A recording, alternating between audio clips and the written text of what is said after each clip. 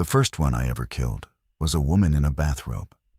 I need you to understand that, because everything I built after the armor, the roots, the rules, all of it traces back to that moment on Sycamore Lane, 6 days into whatever this is, when a woman in a pink terrycloth robe came stumbling off her porch, and I hit her with a tire iron. My name is Eli Voss. I was a garbage man. Not a sanitation engineer, not a waste management technician, a garbage man. I drove a rear loader for the city of Decatur, Illinois, Tuesday through Saturday routes. 14-hour shifts when the weather pushed us behind. I knew every street in the southeast grid by the smell of its trash. I knew which houses put out bags on the wrong day and which ones left furniture on the curb, hoping we'd take it. I knew the weight of a full residential bin and the particular groan my truck made when the compactor cycled on wet cardboard. That truck, Unit 4117, a 2019 Mack LR with a McNeilus rear loader body, was parked in the city yard the morning the emergency broadcast cut through my clock radio. I lived 11 minutes from the yard. I know because I timed it every morning for 3 years. 11 minutes at 4:40 a.m. with no traffic. That morning, the 6th day, it took me 40 minutes because I had to drive around 2 burning cars on Route 36 and cut through a church parking lot where the asphalt was cracked so badly my Honda scraped bottom. The yard was empty. The chain link gate was open, which had never happened in the entire time I'd worked there. My supervisor, Dale, was supposed to be in the dispatch office by 5 a.m. every morning. The lights were off. The door was locked. I broke the window with a rock and took the key to 4117 off the pegboard. She was a block and a half into my Tuesday route. I'd been driving the truck out of sheer instinct. I didn't have a plan yet, not really.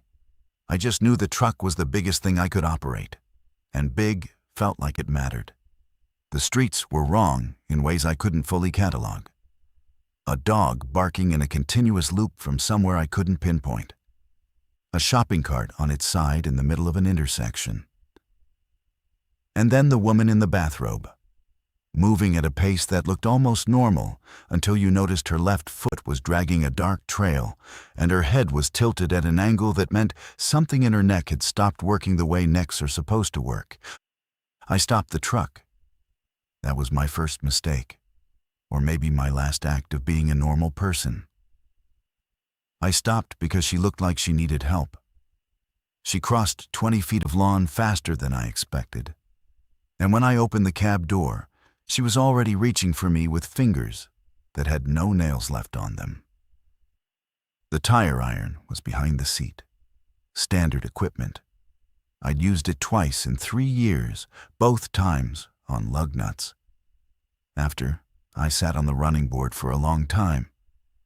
My hands shook so badly, I pressed them between my knees. The neighborhood was quiet, except for that dog. I looked at the truck, this huge, ugly, diesel-stinking machine, and I looked down the street where more shapes were starting to appear at the far end of the block, moving in that wrong way, that shuffle-drag cadence that I would learn to hear in my sleep.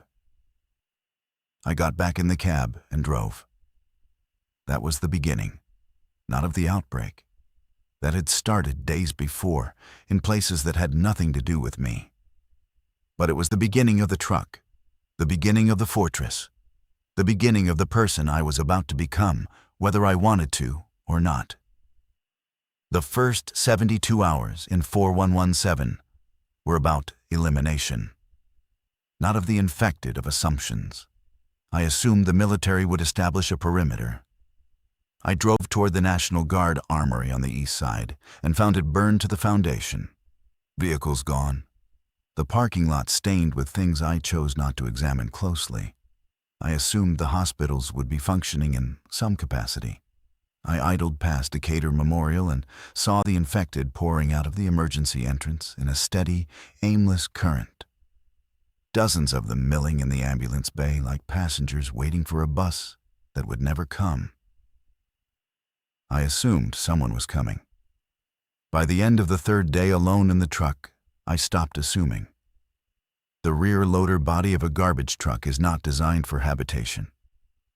It's designed to compress waste at roughly 1,500 PS1 using a hydraulic packing blade. The hopper, that's the open section at the back where the bins get dumped, is a steel cavity about 8 feet wide, 5 feet deep, and open to the sky. The main body ahead of it is a sealed chamber where the compactor pushes material forward. The cab seats, too, has a heater and smells permanently of coffee and the chemical tang of hand sanitizer. I slept in the cab those first nights, parked in the middle of intersections where I could see approaches from every direction. The engine idled because I was afraid to lose the battery. Fuel consumption at idle was about 1.2 gallons per hour. The tank held 50 gallons. That math was the first equation of my new life, and it was not generous. On the fourth morning, I drove to a Lowe's on the commercial strip near the interstate interchange. The parking lot had maybe a dozen cars, 2 of them with their doors open and nobody inside. I backed 4117 up to the garden center entrance, where the overhead door was already half raised, and I went shopping. I moved fast. I'd already started to understand that the infected were drawn to sound, and the truck's diesel engine was a beacon I couldn't afford to leave rumbling for long. I took a cordless angle grinder, 3 battery packs, a box of cutting discs, a MIG welder that ran on 110 volt, a portable generator small enough to fit in the hopper, 2 sheets of 14-gauge steel from the contractor's section, and every ratchet strap on the shelf. I took a come-along winch. I took a 5-gallon bucket of roofing tar and a caulking gun. I took a camp stove and 4 propane canisters. I was loading the last of it when I heard glass break inside the store. 3 of them came through the garden center, knocking over a display of ceramic pots. The sound of shattering pottery was almost festive, like a party where someone had dropped the dishes. I was in the hopper, standing on top of the generator, and I realized with a cold, practical clarity that I was in a steel box with only one way out, and they were between me and the cab. I climbed. The side of the truck body has ladder rungs welded to the frame maintenance access for the hydraulics. I went up and over and dropped to the asphalt on the far side, circled to the cab, and pulled away while they clawed at the hopper's edge, unable to get the leverage to climb. That was when the truck started talking to me, not literally, but I looked at the hopper and saw what they couldn't do. They couldn't climb smooth steel. They couldn't get over the side walls. And the compactor blade, if I left it in the retracted position, created a sealed chamber ahead of the hopper that nothing could enter from the front. I had a steel room on wheels. I just needed to make it a steel room I could live in. I found Marcus on the 5th day. He was on the roof of a Valero gas station on Route 51, sitting in a lawn chair with a deer rifle across his knees, looking like a man who'd made a decision about how his story ended and was simply waiting for the right moment. He was 53 years old, though he looked older. Black, stocky, with hands that were scarred and calloused in the specific way of a man who'd worked with metal. He'd been a fabricator at a shop in Springfield that made custom truck bodies, livestock trailers, flatbeds, service bodies. 26 years of cutting and welding steel. When I pulled 4117 into the station lot, he stood up slowly and looked down at me with an expression I'd come to know well. The careful assessment of a man determining whether the living were more dangerous than the dead. "That truck run?" he called down. "It runs." "Where you headed?" "I don't know yet." He considered this. The rifle stayed across his arms, not pointed at me, but not slung either. "I can weld," he said. "Not hobbyist weld. Production weld. If you've got a machine and rod, I can seal that truck up tighter than a coffin. I've got a MIG and a generator." MIG's fine for sheet metal. You got any plate? 14 gauge. He almost smiled. That's sheet metal, son. We're going to need plate. 1/4 inch minimum, 3/8 if we can find it. He came down using a section of garden hose he'd tied to the roof vent as a rope, which told me he'd gotten up there in a hurry and hadn't planned on the climb. He moved with a limp left knee, old injury he never fully explained, and when he got close enough to shake my hand, I saw that his eyes were red-rimmed, and his jaw was set in the way of a person who was not going to discuss whatever had happened to the people he'd been with before. We didn't discuss it. That was our first unspoken agreement, and it held for a long time. I pumped diesel from the station's underground tank using a hand siphon Marcus fashioned from tubing he found in the service bay. We filled 4 117's tank and every container we could scavenge, 3 5-gallon jerry cans and 2 plastic drums that had held windshield washer fluid. Marcus walked around the truck twice, knocking on the body panels with his knuckles, peering underneath, testing the hydraulic controls.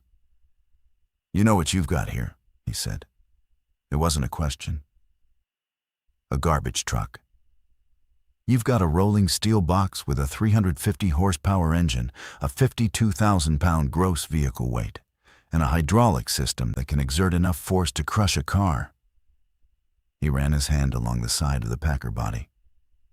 Most people would take a pickup and bolt some plywood to it.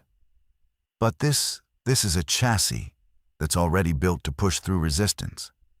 The frame is over-engineered because it has to survive being loaded and compacted thousands of times. The body is welded steel, not bolted panels. He looked at me. We're not modifying a garbage truck. We're finishing what the factory started. That was the moment the fortress was born. Not in my head, it had been forming there since the garden center. But Marcus gave it engineering.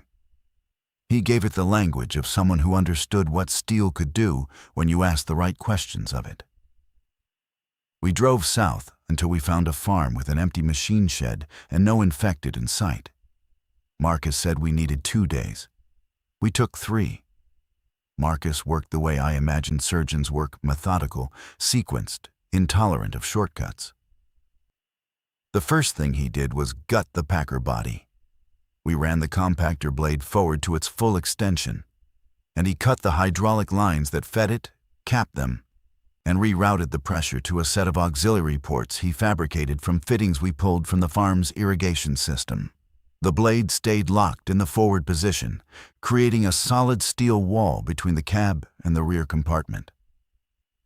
Behind that wall, we now had the entire body cavity roughly 16 feet long, 5 feet wide, and 6 feet tall, a steel corridor.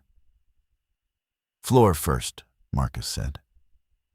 We pulled rubber stall mats from the farm's horse barn and laid them over the body's corrugated steel floor. The mats deadened sound, insulated against cold, and gave us traction when the floor got wet.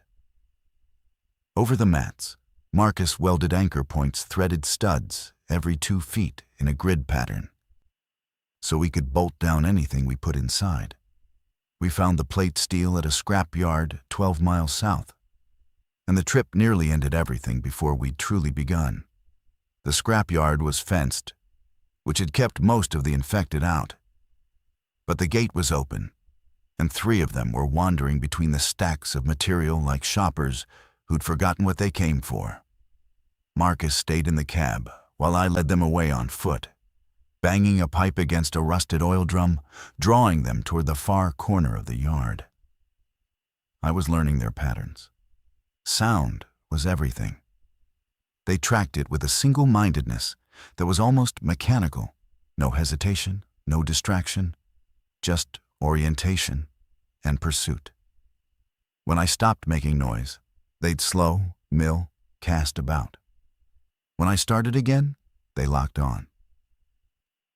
I circled back to the truck while they investigated the oil drum I'd left ringing against the fence. Marcus had already identified what we needed: a stack of 3/8 inch A36 plate. pre-cut into roughly 4 by 8 sheets. Each one weighed close to 500 pounds. We used the come-along winch to drag them onto a flatbed trailer Marcus had hooked to the truck's pintle hitch.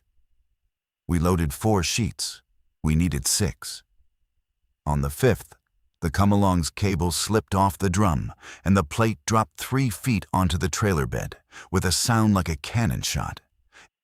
Every infected in the yard pivoted toward us simultaneously.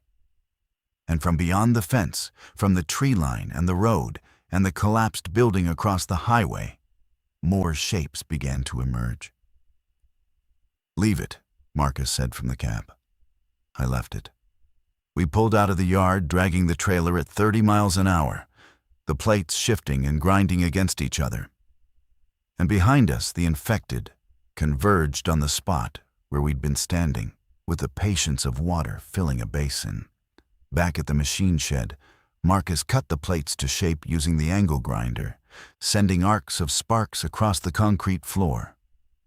He armored the cab first 1/4-inch plate over the windshield with a viewing slit cut at eye level, bolted steel panels over the side windows with smaller observation ports, and a welded cage over the grille and headlights that he called the cow catcher, though neither of us was talking about cows. The body got 3/8 plate welded over the hopper opening, turning the rear into a sealed compartment with a single access point. A door Marcus fabricated from 2 layers of steel with a deadbolt he pulled from the farmhouse. The door was heavy enough that it took both of us to hang it on the hinges. It closed with a sound that was deeply, irrationally comforting, a thick, authoritative clank that said, "Nothing is getting through this."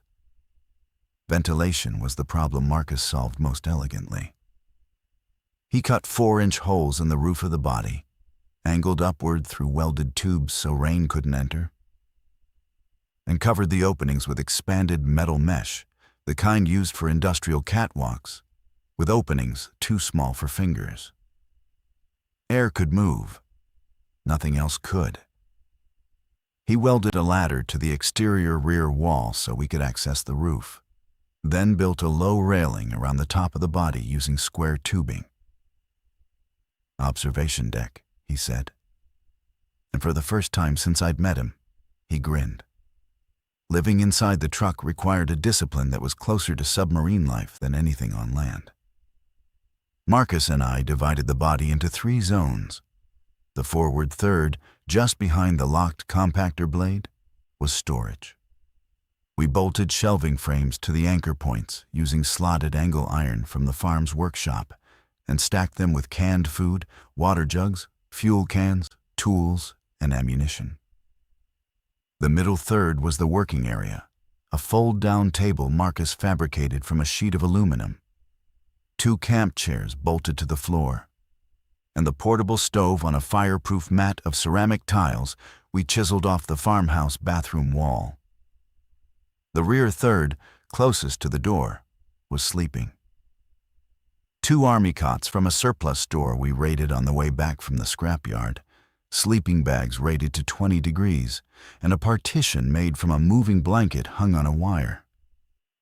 The generator lived on a shelf Marcus welded to the truck's exterior frame, underneath the body, protected by a skid plate and vented through a pipe that ran along the chassis rail.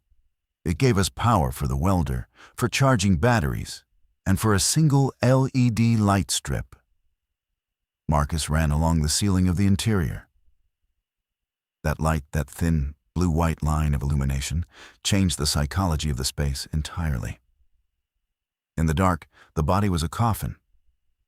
With the light, it was a room. A terrible, cramped, diesel-smelling room, but a room where human beings lived. We established protocols. The truck moved only in daylight. One of us always stayed on the roof when we were parked. We never opened the rear door without first checking the view from the observation deck. We maintained noise discipline inside: no banging, no raised voices, no metal on metal. When we ran the generator, we did it for no more than 30 minutes at a time, and we monitored the perimeter the entire duration. Fuel was the equation that governed everything. The truck consumed roughly 6 miles per gallon on flat road, less on hills, much less in stop-and-go maneuvering. With the main tank and our reserve containers, we carried about 90 gallons, which gave us a theoretical range of 540 miles.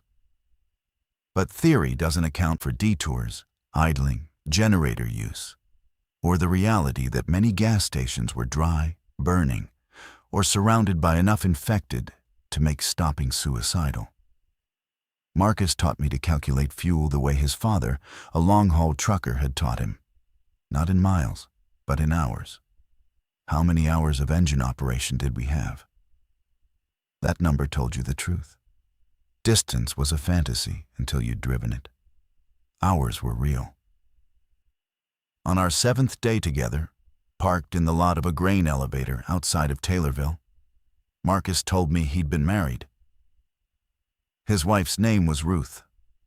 She'd been a school librarian. He said it the way you'd say a fact about geography flat, certain, unarguable. She'd been at the school when it started. He'd driven there and the building was overrun. He didn't go in. He drove to the gas station and climbed on the roof and sat in a lawn chair with his deer rifle and waited, not for rescue, but for a reason to keep going or a reason to stop. Then your ugly truck pulled in, he said. I didn't say anything. There wasn't anything to say. But I understood something about Marcus that night that informed every decision we made afterward. He was not afraid to die. He was afraid of dying without having built something that mattered first. The truck was that something. Every weld he laid was an argument against pointlessness, and he made those arguments with a craftsman's precision.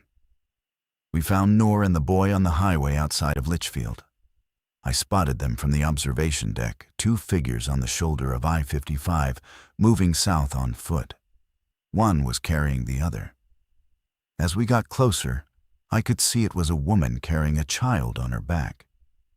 And she was weaving the way people weave when they're past the point of exhaustion and operating on something chemical and involuntary. Marcus slowed the truck. We developed a protocol for this. Approach to within 100 yards, stop, observe for 3 minutes. Look for wounds. Look for the wrong kind of movement. Listen for the wrong kind of sound. The woman stopped walking and faced us. She didn't wave. She didn't shout. She stood there holding the child and waited with an expression that said she'd stopped expecting help and was now simply calculating whether we were a threat. Noor Hassani was 31. She'd been a pharmacist at a CVS in Springfield, working the overnight shift when the first wave of infected came through the automatic doors. She'd barricaded herself in the pharmacy cage with 3 customers and her technician. The customers died first. One was bitten before the barricade went up. And the turn happened in a locked room. The technician, a 20-year-old named Keenan, had got Noor out through the drive-through window. But he hadn't made it through himself. The boy was Oliver. He was 6. He was not Noor's child. She'd found him in a car on the interstate, strapped into a booster seat, alone. The driver's door open and blood on the steering column. He hadn't spoken since she'd taken him. Not a word. He watched everything with enormous brown eyes and clung to Noor with a grip that seemed to defy the physics of his small hands. We let them in. Marcus didn't hesitate, which surprised me. I'd expected a discussion, a cost-benefit calculation about food and water and space. Instead, he opened the rear door, helped Noor climb in, and took Oliver from her arms with a gentleness that seemed to come from a part of him I hadn't yet seen. "There's water on the 2nd shelf," he said. "Drink slow. You'll cramp if you rush it." Noor drank. Oliver drank. Then they both fell asleep on Marcus's cot, and Marcus and I stood on the observation deck in the evening light and watched the highway in both directions and didn't speak for a long time. 4 people. The truck had been engineered for two. The math changed: the food math, the water math, the space math, the fuel math. Every calculation Marcus and I had built our survival on was now wrong. But here's the thing about math. It can tell you what's efficient, but it can't tell you what's worth doing. And when I looked down through the roof vent at Noor, curled around Oliver on that narrow cot, both of them sleeping with the absolute surrender of people who felt safe for the first time in weeks, I understood that the truck wasn't just a machine anymore. It had passengers. It had a purpose beyond forward motion. Marcus understood it too. The next morning, he started redesigning the interior. Marcus reconfigured the sleeping area into a bunk system, welded angle iron frames stacked too high on each side, with plywood platforms, and the sleeping bags laid flat as mattresses. Oliver got the upper bunk on the right side, close to the ventilation port, so he had fresh air. Noor slept below him. Marcus and I alternated between the other bunks in the cab, depending on who was driving and who was on watch. Noor changed the chemistry of the group in ways I hadn't anticipated. She was quiet, methodical, and ruthlessly practical. Within 2 days, she'd inventoried every item in our storage section, organized it by category and caloric value, and established a rationing system that extended our food supply by a projected 11 days. "You are eating like you'd find more tomorrow," she told me. Not unkind, just factual. Tomorrow isn't guaranteed. Plan for 3 weeks with nothing, and anything you find is a bonus. She knew medications. She built a medical kit from supplies she'd taken from the CVS antibiotics, painkillers, antiseptic, suture kits, anti-nausea medication, and a course of tetanus immunoglobulin she kept in a small cooler packed with chemical ice packs. She rationed the ice packs the way Marcus rationed fuel, by hours, not by days. "If one of you gets a puncture wound from rusty metal," she said, "and you will, because you're living in a steel box and cutting things with power tools, that immunoglobulin is the difference between a bad week and a slow death." Marcus respected her immediately. Not in the performative way people respect someone they're being polite to, but in the genuine way of a craftsman recognizing competence in a different discipline. They developed a working language brief, specific, almost codified. Marcus would say, "Supply run, 30 minutes, grid 2. And Noor would have a list ready. What they needed by priority, what they could substitute, what wasn't worth the risk. Oliver remained silent. He ate when given food, drank when given water, slept when put to bed, and watched everything. Noor had tried to engage him in the early days, gentle questions, simple games, the patient approaches of someone who understood that trauma in children doesn't present the way adults expect. He responded to none of it. But he held Noor's hand whenever she offered it. And at night, he pressed against her in his sleep like a small animal seeking warmth. We drove south. The decision was partly thermal winter was coming, and the truck's heating system was designed for a 2-person cab, not a 16-foot steel body. Southern Illinois gave way to the boot heel of Missouri, then into Arkansas. The interstate was navigable in stretches and impassable in others.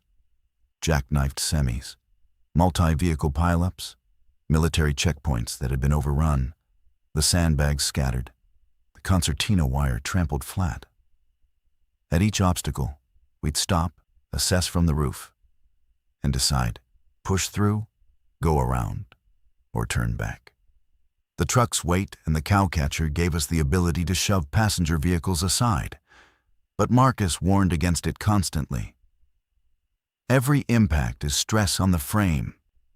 Every time you ram something, you're spending structural integrity you can't earn back. This isn't a movie. The truck brakes, we walk. We pushed through only when we had to. Twice I mounted the cowcatcher against stalled cars blocking both lanes and felt the frames shudder as we bulldozed them onto the shoulder. Both times, Marcus was in the back, listening to the body panels, his hands flat against the steel, feeling for the vibrations that would tell him something had cracked or shifted. Both times, he came forward afterward and said, "It held." And both times I heard what he didn't say, this time. The horde outside Pine Bluff was the first time I understood scale. We'd been navigating secondary roads to avoid a bridge collapse on the interstate when Noor, on the observation deck, said 2 words through the roof vent. "Stop driving." I stopped. Marcus climbed up. Then he came back down and told me to come see. The field to our east, a harvested soybean flat, a mile wide and gently rolling, was covered in them. Not dozens, not hundreds, thousands. They moved in a loose, undulating mass, trending southwest like a herd of animals following a migration path that existed only in their ruined neurology. From the roof, the sound was audible even at half a mile. A low, collective moan that wasn't quite human and wasn't quite anything else. It was the sound of 1,000 throats producing noise without intention, and it vibrated in my sternum like standing too close to a subwoofer. "They're not coming toward us," Marcus said. He had the rifle scoped to his eye, scanning. "Not yet. Wind's out of the west. They haven't picked us up." "What do we do?" I asked. "We don't move. We don't make a sound. And we wait for them to pass." We waited for 9 hours. 9 hours in a steel box with a 6-year-old who didn't make noise anyway, and 3 adults who barely breathed. Noor sat with Oliver in the bunk area, her hand over his ears, not because he was frightened, his expression hadn't changed, but because she couldn't do nothing, and that was the only protective gesture available to her. Marcus and I lay flat on the observation deck, watching. The mass moved with a terrible slowness. Individual infected would break away from the group, stagger in random directions for a while, then drift back toward the collective. There was no leadership, no structure. It was fluid dynamics applied to bodies, pressure and momentum, and the path of least resistance. At one point, a cluster of maybe 30 peeled off from the main body and moved in our direction. Marcus put his hand on the rifle. I put my hand on his arm. We waited. They passed within 200 yards of the truck, close enough that I could see individual faces, individual wounds, the particular ruin each one carried. A man in a business suit with no jaw, a teenager in a soccer jersey with one arm, a large woman whose midsection was open and dark. They passed. The main body continued its glacial migration. By hour 7, the tail end was visible, a ragged fringe of stragglers and loners who moved in erratic patterns behind the mass. By hour 9, the field was empty except for the trampled soybean stubble and a silence that felt earned. Marcus sat up, his back cracked. His face was sunburned on one side from lying on the deck all day. "We need a route that goes nowhere near open ground like that," he said. Noor had already found maps at a gas station 3 stops back. She spread them on the fold-down table and started marking terrain. Forested corridors, river valleys, urban corridors narrow enough to see both sides, elevated positions where we could spot movement at distance. She was building a route not by shortest distance but by lowest exposure. It would take us 3 times as long to reach anywhere. But we would see trouble before trouble saw us. "We go through the Ouachita National Forest," she said. "Winding roads, heavy tree cover, limited sight lines for us, but limited approach vectors for them. And fewer people lived there, which means fewer infected." Marcus looked at the map.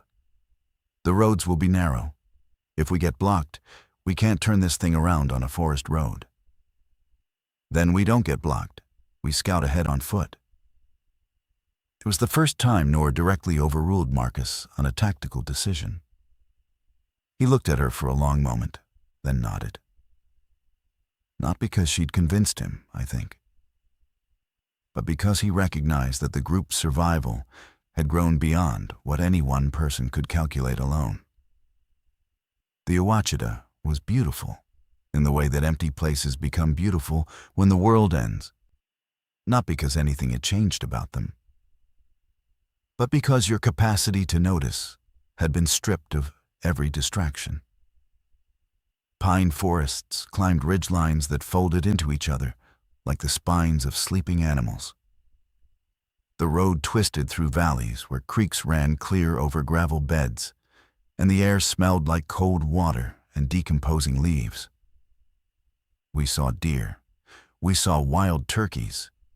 We saw a black bear on the second day, standing on the shoulder of the road watching the truck pass with an expression of such focused disinterest that Marcus laughed the first time I'd heard him laugh. The infected were sparse here. Noor had been right. The population density before the outbreak had been low, small towns separated by miles of national forest, and the infected seemed to drift toward areas of greater density, following noise and movement, and whatever residual instinct drew them toward places that had once held people. In the forest, we encountered singles and pairs, easy to avoid, easy to outrun in the truck. We stopped at a Forest Service station on the second evening. The building was intact, locked, untouched. A green metal roof and log walls and a gravel lot with a single pickup truck that had a flat tire and a quarter tank of gas. Marcus siphoned the gas. I broke a window and went inside. Maps, radio equipment that was dead, a first aid kit, canned goods in a break room cabinet, and hanging on a rack in the back office 4 USFS jackets and 2 pairs of boots. The boots fit Noor. She'd been wearing CVS-branded sneakers since Springfield, and the soles were separating. She laced the boots and stood and bounced on her toes and closed her eyes. And I saw something cross her face that I can only describe as the memory of normalcy. The feeling of shoes that fit. The feeling of a small thing going right. That night, we built a fire. Marcus argued against it, light and smoke, detectable at distance. But Noor said the tree cover would diffuse the smoke, and the nearest road was 14 miles east. Oliver needed warmth that wasn't recycled diesel heat. We needed warmth that wasn't recycled diesel heat. We cooked canned soup on the fire and ate it from mugs we found in the station's break room. Marcus told a story about a welding job gone wrong. A livestock trailer he'd built that developed a crack on its maiden voyage and dumped 14 goats on an interchange outside of Bloomington. Cars everywhere, goats everywhere. State trooper had no idea what form to fill out. Kept asking me, "Are these your goats?" And I kept saying, "Technically, they're the trailer's goats." Noor laughed. A real laugh, sudden and full, and she covered her mouth as if surprised by the sound of it. Oliver looked at her. Then he looked at Marcus. Then he said, very quietly, "Were the goats okay?" We all went still. Noor's hand found Oliver's head and rested there. "Every single one," Marcus said. "Goats are tougher than they look." Oliver nodded and went back to his soup. And nobody said anything about the fact that he'd spoken for the first time, because we all understood instinctively that making a moment of it would turn it into pressure. And pressure was the last thing that child needed.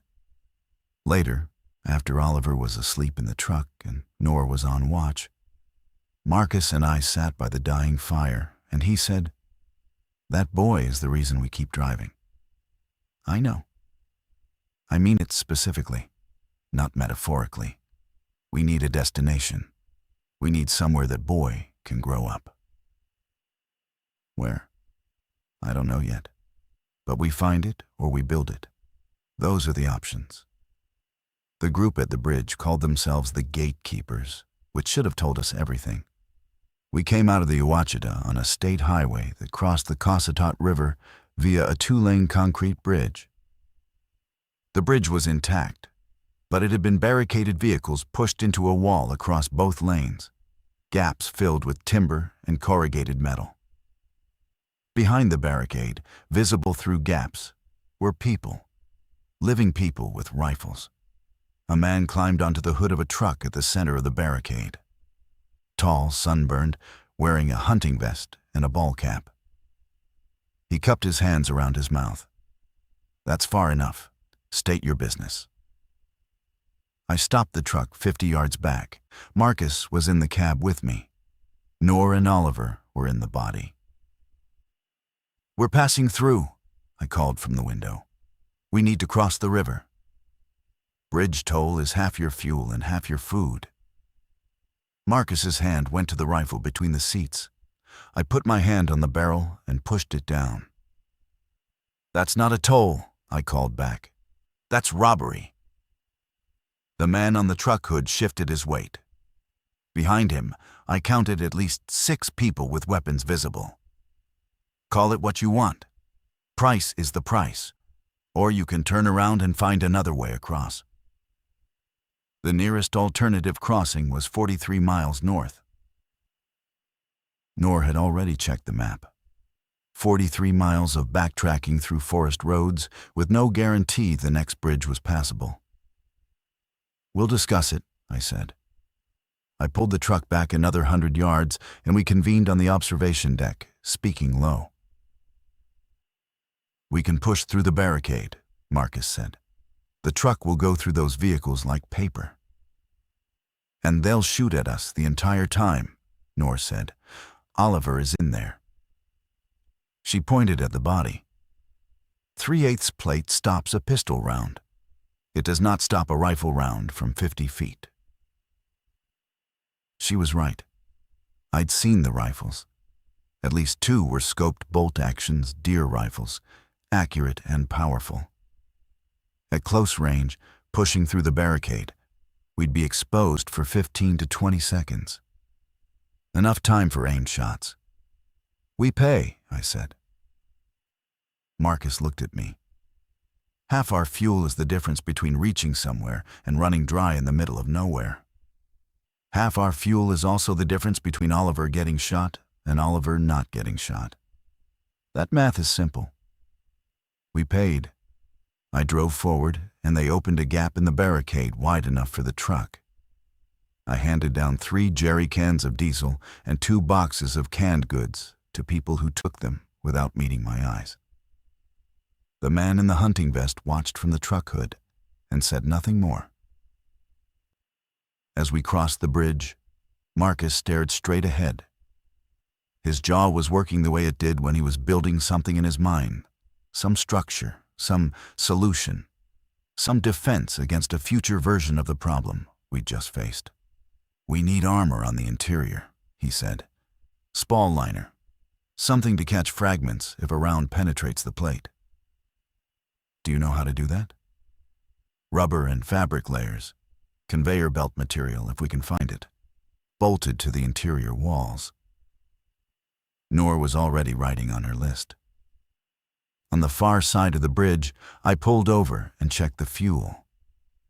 We had 31 gallons remaining, enough for roughly 186 miles. The map showed us deep in southwestern Arkansas, with the Texas border 2 days away and no clear destination beyond it. "We need to find fuel," Nor said. "We need to find fuel before we need fuel," Marcus corrected. "When you're looking because you're desperate, you make mistakes." He was right. He was almost always right about the mechanical and logistical facts of our survival. What he wasn't right about, what none of us could be right about, was what the cost of those facts would do to us over time. The farmstead outside of Texarkana is where the fortress almost died. We'd found diesel at an agricultural supply depot, a bulk tank behind a feed store with a hand pump and almost 200 gallons remaining. It felt like a miracle. We filled everything: the truck, the jerry cans, the plastic drums, 2 additional containers Marcus fabricated from steel drums he found behind the building. We were flush. We were, for the first time in weeks, not running a deficit. The farmstead was nearby and looked defensible.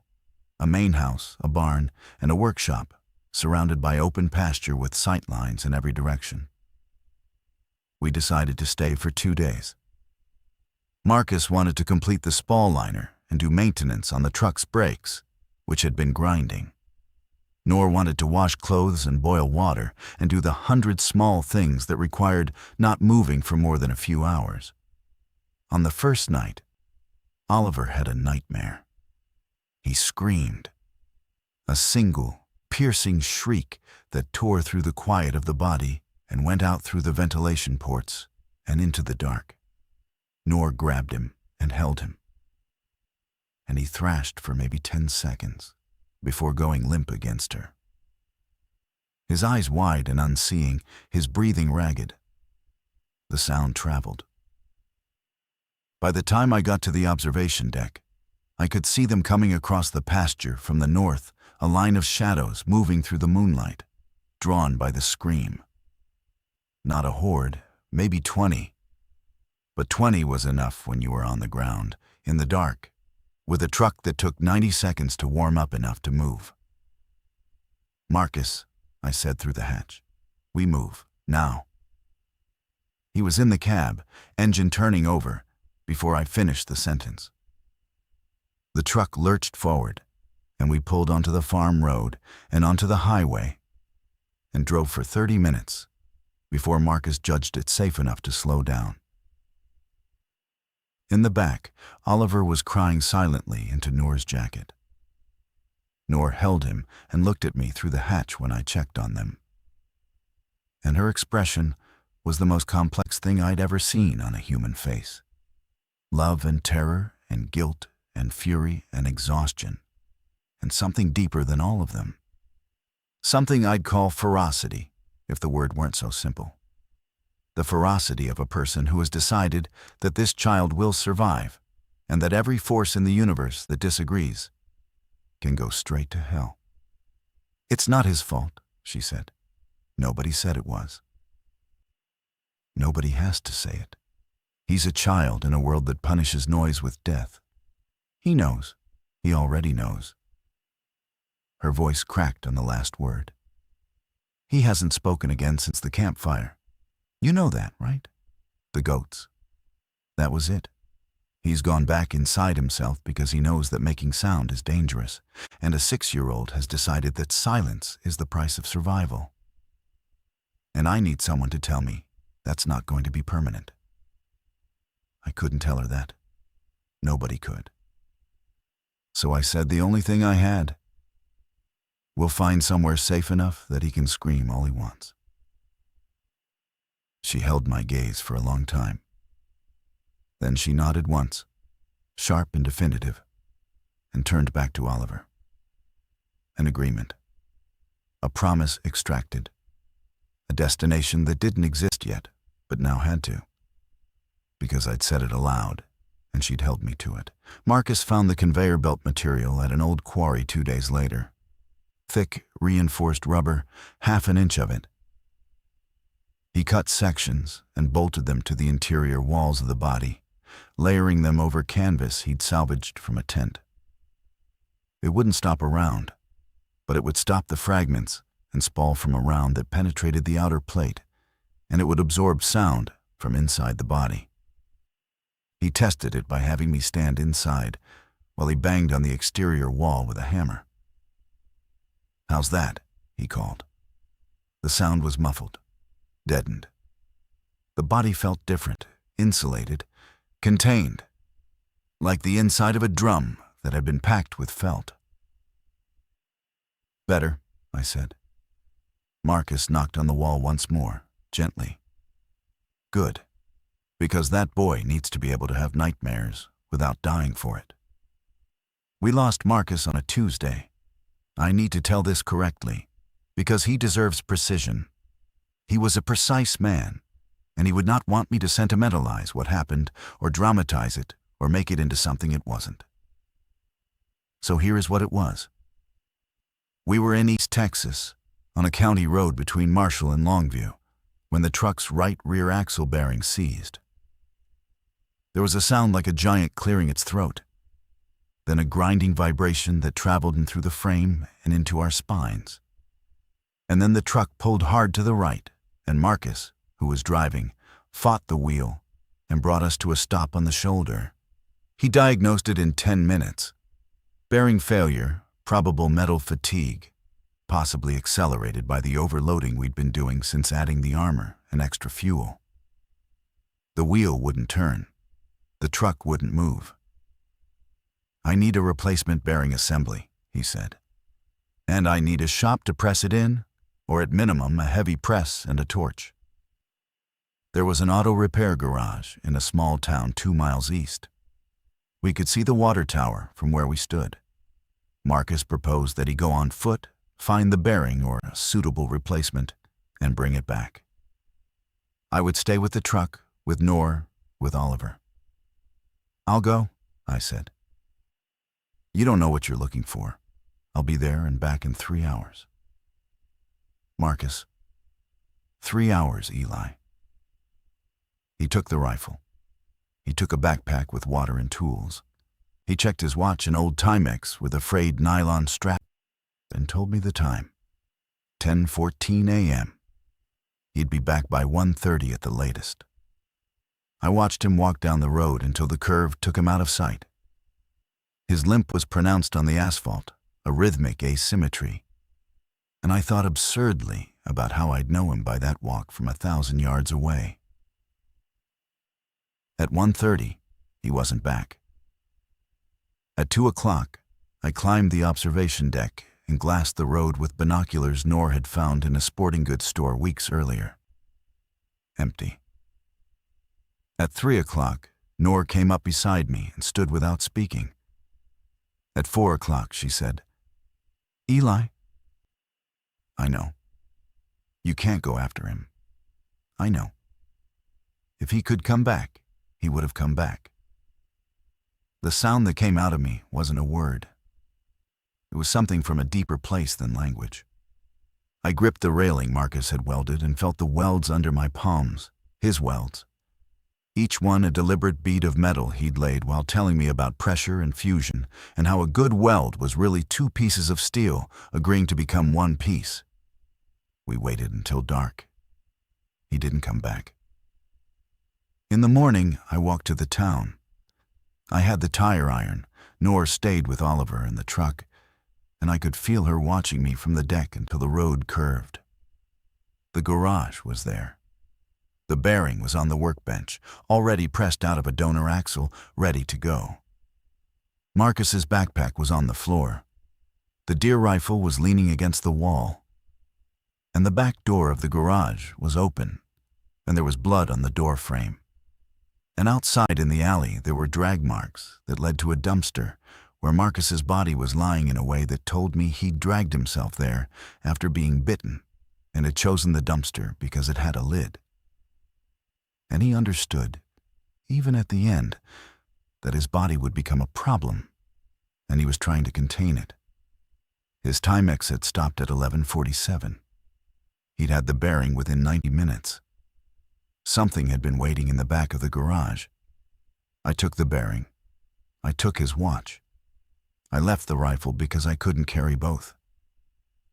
And I walked back to the truck and told Nor.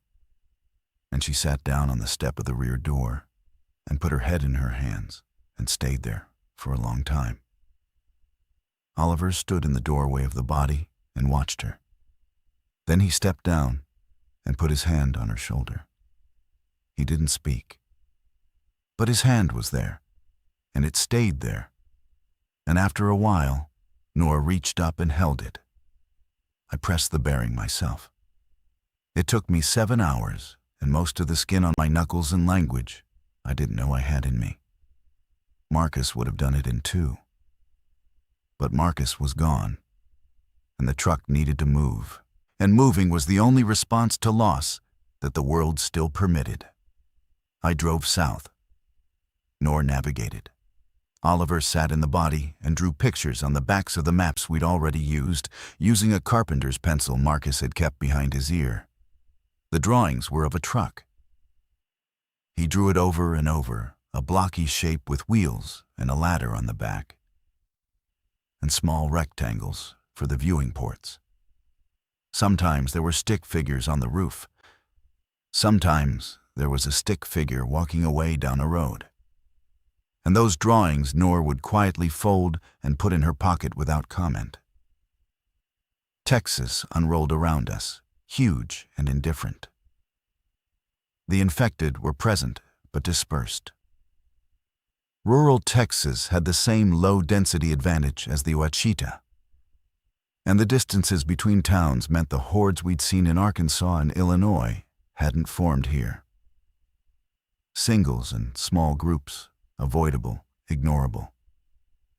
The landscape itself was the adversary now. Heat, distance, fuel consumption, the unending arithmetic of survival.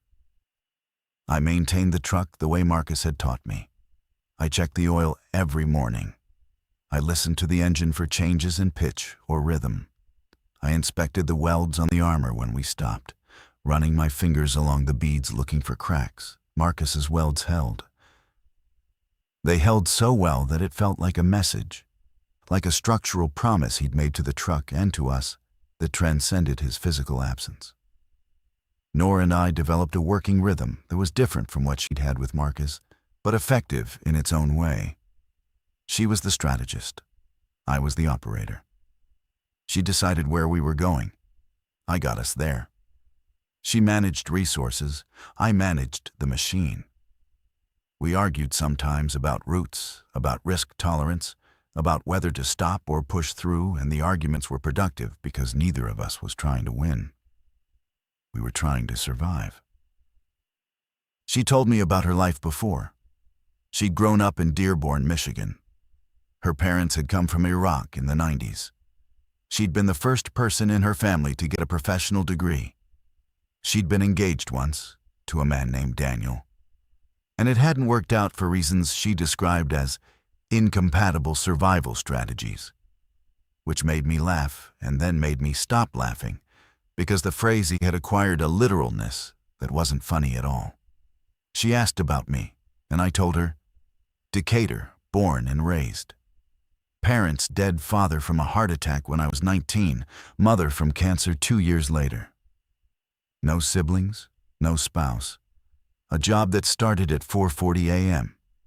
and a truck that smelled like other people's waste. And now, she said, now the truck smells like diesel and rubber and canned soup. Upgrade. We found the ranch on a day when the fuel gauge was hovering near a quarter tank, and the map showed nothing ahead for 60 miles. It was south of San Angelo, off a ranch road that branched from the state highway into a valley framed by limestone bluffs.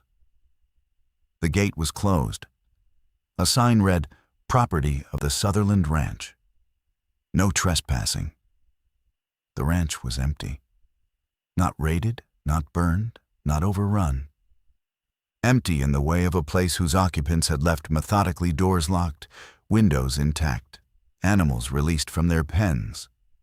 The main house was a stone building with thick walls and a deep well with a hand pump that still produced cold, clean water. There were outbuildings, a barn, a workshop with a hydraulic press and a full set of fabrication tools, a greenhouse with dead plants that could be replanted. Solar panels on the barn roof fed a battery bank in the workshop. There was a wall limestone, 3 feet thick, 4 feet high, surrounding the main compound. It had been built for cattle management, but its dimensions and construction were something Marcus would have looked at with professional respect. With modification, with height, with reinforcement, it was a perimeter. I parked 4117 in the center of the compound and shut off the engine. The silence was extraordinary. No diesel rattle, no road noise. Just wind in the grass and the distant call of a bird I couldn't identify and the slow tick of the engine cooling, nor stood on the observation deck and turned in a full circle, studying the terrain, the walls, the sight lines, the water source, the buildings, the solar panels. "This is it," she said. I looked at the workshop with its tools. I looked at the wall with its potential. I looked at the well and the house and the greenhouse and the flat, defensible ground. "Oliver," I called through the hatch. He appeared in the doorway of the body, squinting at the light. "You want to get down?" He climbed down the rear ladder, jumped the last rung, and stood in the dirt of the compound. He looked around. Then he walked to the well, peered over the edge, and dropped a pebble in. We heard it hit the water, a distant, clear sound. He looked back at me. "Can we stay?" 3 words, a question, the most important question anyone had asked since the world changed. "Yeah," I said, "we can stay." Fortifying the ranch took weeks. I did the work Marcus would have done, and I did it worse than he would have. And I did it anyway. I raised the limestone wall to 8 feet using stone from a collapsed section of bluff a quarter-mile south. The truck hauled the stone to its final mechanical service before I parked it permanently as a gate anchor, its armored body blocking the main entrance to the compound, its cowcatcher facing outward like the prow of a beached ship. I welded steel reinforcements to the wall's interior using Marcus's MIG welder and the generator, following principles he'd taught me. Vertical supports every 4 feet. Horizontal bracing at the midpoint and the top. A catwalk along the interior perimeter made from sections of steel grating we salvaged from an industrial site 20 miles east. The catwalk gave us an elevated observation and defense position around the entire wall. Nor planted the greenhouse. She found seeds at an abandoned garden center and in the pantries of farmhouses within driving range of the ranch. Tomatoes, beans, squash, lettuce, herbs. She read a book on dryland agriculture she found in the ranch house's library and adapted its principles to the greenhouse's controlled environment. The first green shoots appeared 18 days after planting, and Oliver watered them every morning with a cup Noor gave him, careful and serious, bending close to examine each plant as if checking on a patient. The solar panels powered the workshop, the lights in the house, and a refrigerator we brought from a restaurant in San Angelo on the truck's last supply run. Refrigeration changed our food calculus entirely. We could preserve meat, store medications at proper temperatures, and keep water cold. We encountered infected regularly, small numbers drawn by activity or drifting through the valley by chance. The wall stopped them.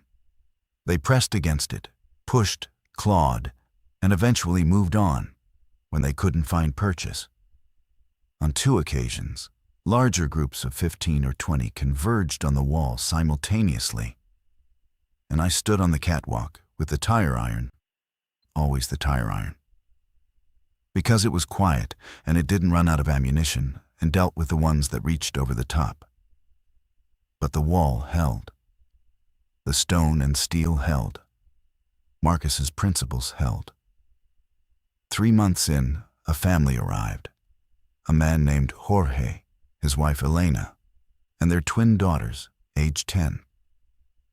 They'd walked from Midland.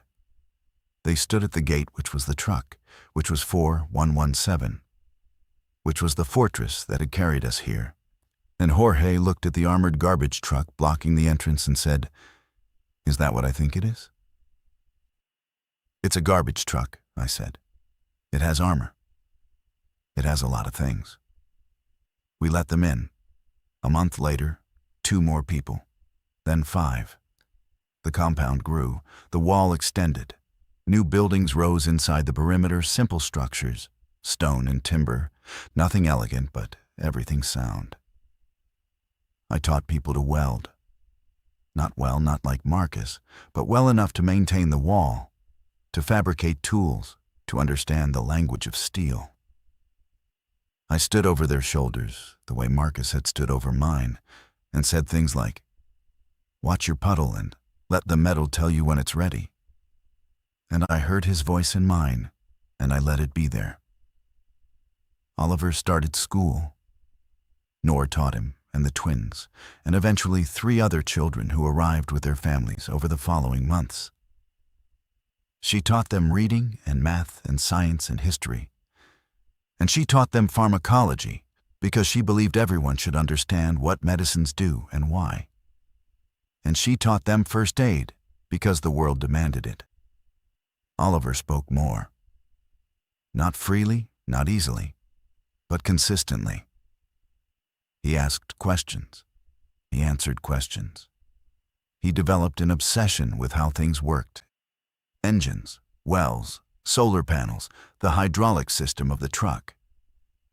He would sit in 4117's cab, which was unlocked and open to anyone who wanted to explore it, and he would move the controls and ask me to explain what each one did. "What's this lever?" he'd ask. "That controls the packer blade." "What's a packer blade?" "A wall of steel that pushes things together." He'd nod, file it away, move to the next lever. I imagined Marcus watching, one eyebrow raised, arms crossed, the ghost of a grin on his face. Some mornings I walked to the gate and put my hand on the truck. The paint is gone. The white municipal livery of Unit 4117, City of Decatur's Sanitation Division, has been bleached and scoured by sun and wind until the steel is just steel gray, rough, warm in the afternoon, cold at dawn. The armor Marcus welded is rusting at the edges. The cowcatcher is dented from impacts I can still feel in my hands. The observation deck railing has been repurposed as a clothesline support by Elena, who hung a wire from it to the wall, and most days it holds sheets and small shirts drying in the Texas wind. It doesn't look like a fortress anymore. It looks like what it is, the skeleton of a journey. A machine that carried 4 people, then 3, across a broken country and delivered them to a place where a 6-year-old boy could drop a pebble in a well and ask if he could stay. Marcus's watch is in my pocket. It still reads 11:47. I've never set it forward. I don't think I will. The truck doesn't run anymore. I drained the fluids and disconnected the battery and sealed the fuel system so nothing would corrode or leak. It sits in the gate like a monument to its own purpose, and children climb on it.